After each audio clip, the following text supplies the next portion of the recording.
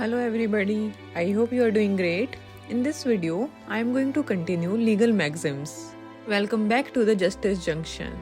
Legal maxims are concise expressions of fundamental legal principles, often rooted in centuries of legal traditions. Understanding and applying these maxims is crucial for success in legal exams, as they serve as guiding principle of interpreting and applying the law. Start करते हैं. Debit as finis litem, that is, there ought to be limit to litigation. In simple words, it suggests that legal disputes should not go on indefinitely. There should be a point where the conflicts and legal battles must come to an end. This principle emphasizes the importance of resolving disputes reasonably and not dragging them out endlessly in the legal system. इसका मतलब है मुकदमेबाजी की एक सीमा होनी चाहिए. सरल शब्दों में यह सुझाव देता है कि कानूनी विवाद अनिश्चित काल तक नहीं चलने चाहिए. एक ऐसा बिंदु होना चाहिए जहां संघर्ष और कानूनी लड़ाई समाप्त होनी चाहिए. यह सिद्धांत विवादों को तर्कसंगत रूप से हल करने और उन्हें कानूनी प्रणाली में अंतहीन रूप से न खींचने के महत्व पर जोर देता है. अब हम बात करेंगे अगले मैक्सिम की. डी डाई इन डीम, that is, from day to day.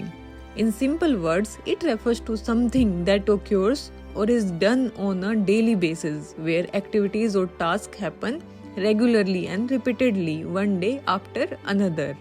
सरल शब्दों में यह किसी ऐसी चीज को संदर्भित करता है जो दैनिक आधार पर घटित होती हैं या की जाती हैं, जहां गतिविधियों या कार्य नियमित रूप से बार बार एक दिन के बाद एक होते हैं. अब बात करेंगे अगली मैक्सिम की. De jure judicis, de facto juratorus respondent, that is, the judge answer regarding the law, the jury on the facts. In simple words, it highlights the roles in the legal proceedings. Judges are responsible for interpreting and explaining the law, while the jury primary role is to determine the facts of the case. इसका मतलब है न्यायाधीश कानून के संबंध में जवाब देते हैं और जूरी तथ्यों के बारे में. सरल शब्दों में यह कानूनी कार्यवाही में भूमिका पर प्रकाश डालते हैं. न्यायाधीश कानून की व्याख्या और व्याख्या करने के लिए जिम्मेदार हैं, जबकि जूरी की प्राथमिक भूमिका मामले के तथ्यों को निर्धारित करना है. अब हम बात करेंगे अगली मैक्सिम की. De minimis non curat lex, that is, the law does not command itself with trifling matters. In simple words, the law does not concern itself with trivial or insignificant matters. It suggests that the legal system does not waste time or attention on very minor or unimportant issues. It focuses on more significant matters. इसका मतलब है कानून तुच्छ या महत्वहीन मामलों से संबंधित नहीं है. सरल शब्दों में यह सुझाव देता है कि कानूनी प्रणाली बहुत छोटे या महत्वहीन मुद्दों पर समय या ध्यान बर्बाद नहीं करती. यह अधिक महत्वपूर्ण मामलों पर केंद्रित है. अब हम बात करेंगे अगली मैक्सिम की. Demissio regis vel coronae, that is transfer of property, transfer of the king और crown. In simple words, it refers to the transfer or surrender of royal authority or property, often in a legal or historical context, when the monarch or the crown relinquishes control over something.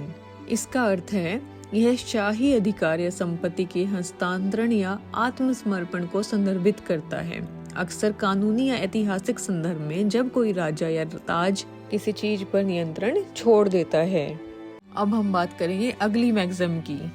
Domus sua cuique est tutissimum refugium, that is, every man's house is his castle.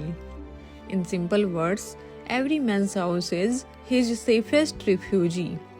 It emphasise that the person's home in their most secure and protected place, where they have the right to privacy and security, much like a castle where they can seek shelter. इसका अर्थ है प्रत्येक व्यक्ति का घर उसका सबसे सुरक्षित आश्रय है. सरल शब्दों में इस बात पर जोर देता है कि किसी व्यक्ति का घर उसका सबसे सुरक्षित और संरक्षित स्थान है, जहां उन्हें गोपनीयता और सुरक्षा का अधिकार है, एक महल की तरह जहां वे आश्रय ले सकते हैं. अब हम बात करेंगे अगली मैक्सिम की. Donatia mortis causa, that is a gift of professional property by a person on the patron of death. In simple words, it refers to a gift of personal property made by someone who believes they are close to death.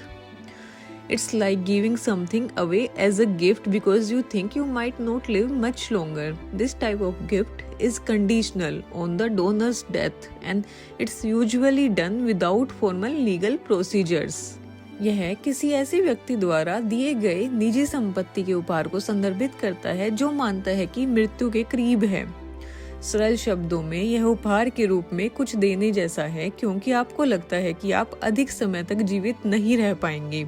इस प्रकार का उपहार दाता की मृत्यु पर सशर्त होता है और आमतौर पर औपचारिक कानूनी प्रक्रिया के बिना किया जाता है।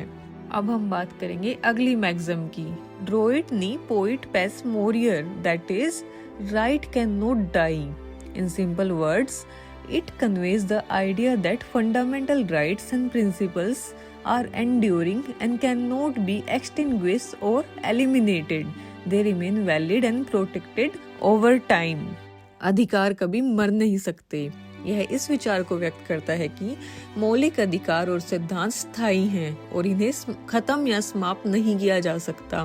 वे समय के साथ वैध और संरक्षित रहते हैं। Now I am going to discuss another maxim. Effectus sedequiter causam, that is the effect follows the cause. In simple words, it suggests that the outcome or result is determined by the actions or events that precede it. It emphasizes the idea that there is a cause and effect relationship in various situations. इसका मतलब है प्रभाव कारण का अनुसरण करता है। सरल शब्दों में यह बताता है कि परिणाम या नतीजा उसके पहले होने वाले कार्यों या घटनाओं से आधारित होता है। यह इस विचार पर जोर देता है कि विभिन्न स्थितियों में कारण और प्रभाव संबंध होता है। अब हम बात करेंगे अगली मैक्सिम की। In aequali jure melior est conditio possidentis. In simple words, in equal rights, the condition of the possessor is better. In simple words, it indicates that when two parties have the equal legal claims, the one who already possesses the property or right is in stronger position. This principle often favors the status quo. इसका अर्थ है समान अधिकारों में मौलिक स्थिति बेहतर होती है। यह इंगित करता है कि जब दो पक्षों के पास समान कानूनी दावे होते हैं तो जिसके पास पहले से ही संपत्ति या अधिकार है वह मजबूत स्थिति में है। यह सिद्धांत प्राय यथास्थिति को पक्षघर है। Now I am going to discuss with you another maxim. Aequitas sequitur legem, that is equity follows the law. In simple terms, it means that fairness or justice should align with and not contradict the existing legal rules and principles. In legal matters, decisions that are equitable or just should be accordance with the established laws and regulations. इसका मतलब है equity कानून का पालन करती है कि निष्पक्षता या न्याय को मौजूदा कानूनी नियमों और सिद्धांतों के अनुरूप होना चाहिए, न कि खंडन करना चाहिए। कानूनी मामलों में न्याय संगत या उचित निर्णय स्थापित कानूनों और विनियमों के अनुसार होने चाहिए। अब हम बात करेंगे अगली मैक्सिम की।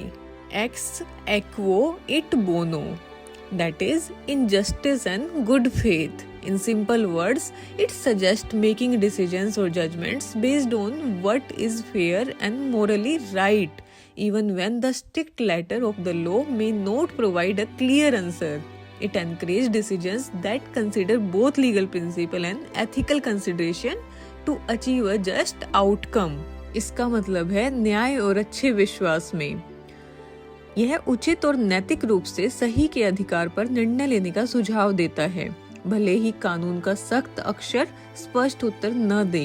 यह इस निर्णयों को प्रोत्साहित करना है तो उचित परिणाम प्राप्त करने के लिए कानूनी सिद्धांतों और नैतिक विचारों दोनों पर ही विचार करना चाहिए। अब मैं डिस्कस करूंगी अगली मैक्सिम को।